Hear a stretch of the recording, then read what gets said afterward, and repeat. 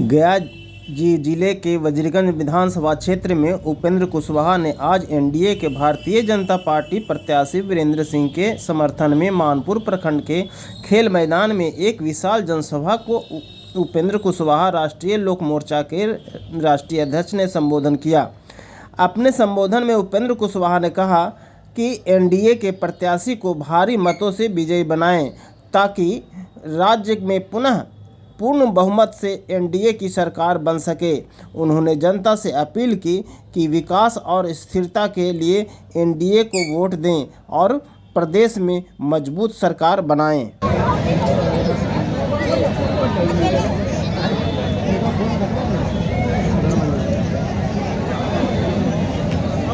परम आदरणीय बिहार के नेता, जन जन के नेता उपेंद्र कुशवाहा जी का स्वागत है।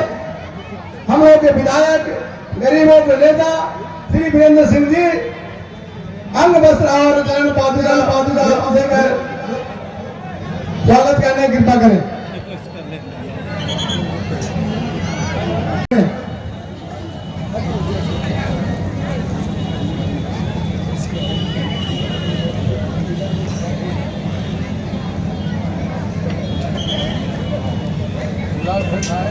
जिंदाबाद जिंदाबाद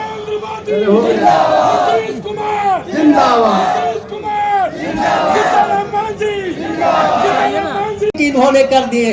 यहाँ पर करने के बाद सारा हो गया है, अनाज का सुविधा है और हमारे जो जीविका दीदी है, जो श्राप में इन्होंने नीतीश कुमार के दाहिना हाथ है, वो दीदियां उनके लिए 10,000 रोजगार के लिए उनको समर्पित किया है।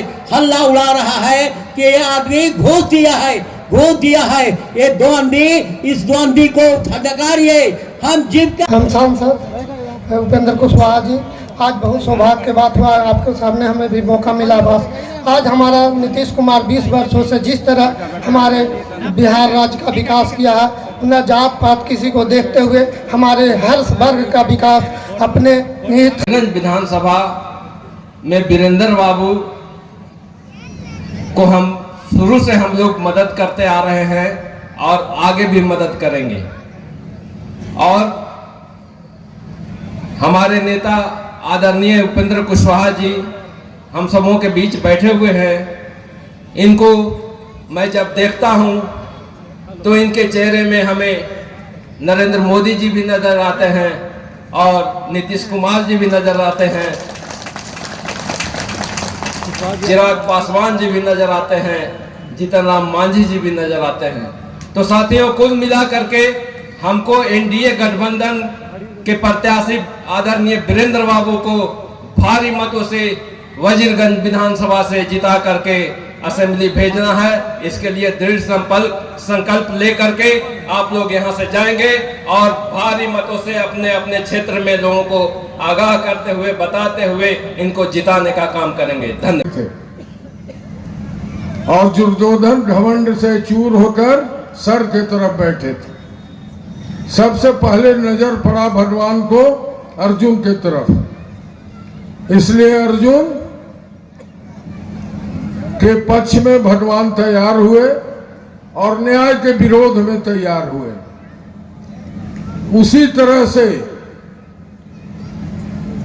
राम कुमार जी, उसी तरह से एनडीए गठबंधन जो बना है उसमें 5 पांडव हैं और 5 पांडवों का गठबंधन है। उसमें एक पांडव हम लोग के बीच में मौजूद है, उनका नाम है उपेंद्र कुशवाहा जी। तो मैं ज्यादा समय नहीं लेते हुए मैं वजीरगंज विधानसभा के कुशवाहा भाइयों से निवेदन करूंगा कि आप लोग से निवेदन मेरा है कि जंगल राज का पुनरावृत्ति बिहार में नहीं हो और फिर से 90 के दशक की सरकार नहीं बने। सब मिलकर, मैं एक निम्न वर्कर हूं और मुझे एक साधारण वर्कर के रूप में आप सबों के बीच में भेजा गया, लेकिन मुख्यमंत्री कौन बनेंगे? उनका नाम है 2025 फिर से नीतीश कुमार। इसलिए फिर से नीतीश कुमार की सरकार बने, यही निवेदन करना चाहता हूं। और हम सबों के नेता के पास अब समय नहीं है। मैं आपसे बहुत दिन से पूर्व परिचित हूँ। ये मेरा तीसरा टर्म का चुनाव है, 2 टर्म आप सबों के बीच में। लेकिन मैं राम कुमार जी तनिक सर को सुने दीजिए। लेकिन मैं एक बात जरूर कहना चाहता हूँ, उपेंद्र बाबू से भी सुना जाए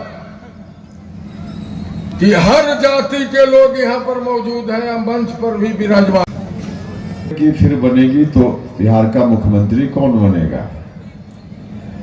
भाइयों और मित्रों, मैं कहना चाहता हूं, मीडिया के बंधु यहाँ बैठे हुए हैं, इसमें कोई कंफ्यूजन रखने की जरूरत नहीं है। मैं आपसे भी कहना चाहता हूं, नीतीश कुमार जी मुख्यमंत्री थे, नीतीश कुमार जी मुख्यमंत्री हैं और नीतीश कुमार जी मुख्यमंत्री रहेंगे।